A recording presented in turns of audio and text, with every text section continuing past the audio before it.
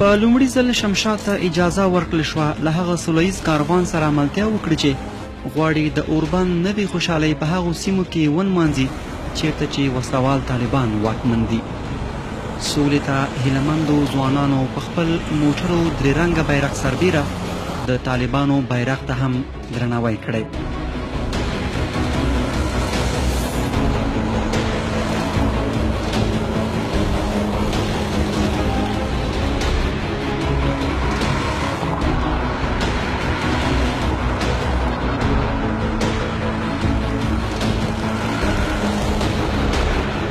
حکومت له حاکمیته تیریدونکی دا کاروان د ملي اردو سرتیرو له هرکلي سره مخ کیږي، هغه ځواکونه چې اوس په دفاعي حالت کې دي.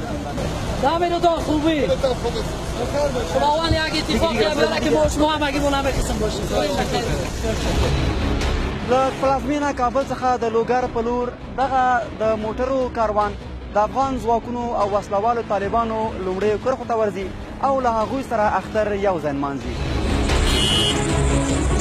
له ښایسته مزل وروسته د حکومت له ولکې بهر بېسارې شیبې.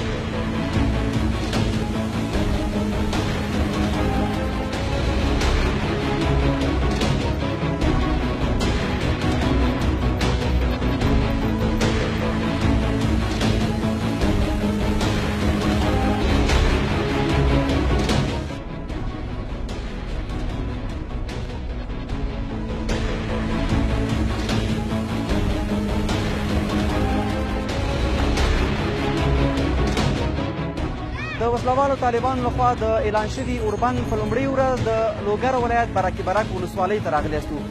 هغه سیمه چې دلته په ډیری منطقو کې وسلوال طالبان واکمن دي.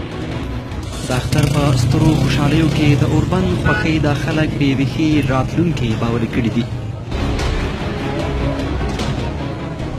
له ډیرو خونړیو بریدونو وروسته ښایي د طالبانو په ولکه کې د دې سیمې د خلکو لپاره دا یوازې د څو ورځو خوشحالۍ وي.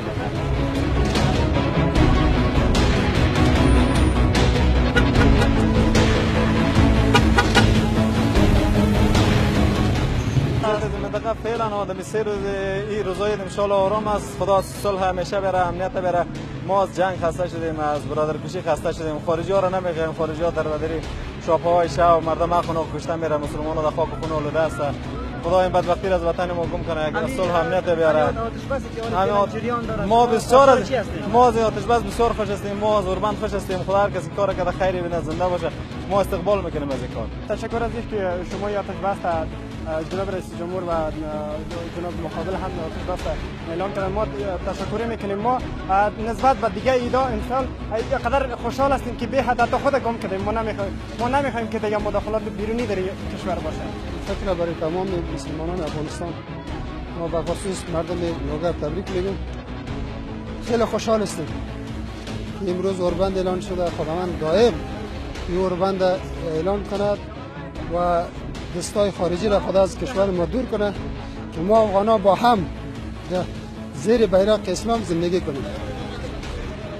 له کوم ډار پرته له کابل ورغلي دا سوله غوښتونکي ځوانان دلته نیغ په نیغه له دې وسلوالو غوښتنې لري چې جګړه د حل لار نه ده.